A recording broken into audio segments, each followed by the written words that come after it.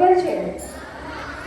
જો સાંભળો, એમાં ભમરા જેવો ગુંજન કરવાનો છે અને સૌથી પહેલી અસર ભમરા જેવું ગુંજન કરો તો ક્યાં અસર થાય? ગળામાં. હવે હું એક ફાયદો કહી દઉં, પછી આપણે કરીએ.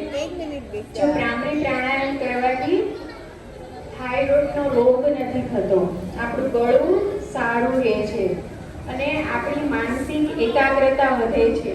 એટલે વિદ્યાર્થી જીવનમાં જ્યારે હોય ત્યારે ભ્રામરી પ્રાણાયામ અવશ્ય કરવું જોઈએ અને આપણને જે ખોટા વિચારો આવતા હોય તો એમાંથી આપણને મુક્તિ મળે છે.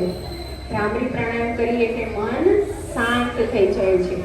તો આપણે સાથે મળીને 3 વખત ભ્રામરી પ્રાણાયામ કરીશું. હાથોની પોઝિશન લઈ લઈએ, અંગૂઠાથી પેલા કાનને લોક કરી દઈએ, એક આંગળી કપાળ પર, 2 આંગળી આંખો પર, એક આંગળી ગાલ પર, એક ઊંડો શ્વાસ ભરીએ અને ભ્રામરી પ્રાણાયામ કરીએ.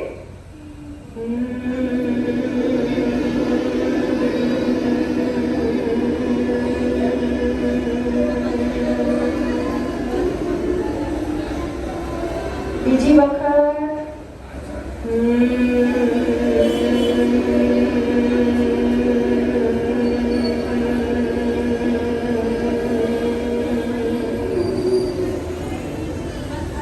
ત્રીજી વખત.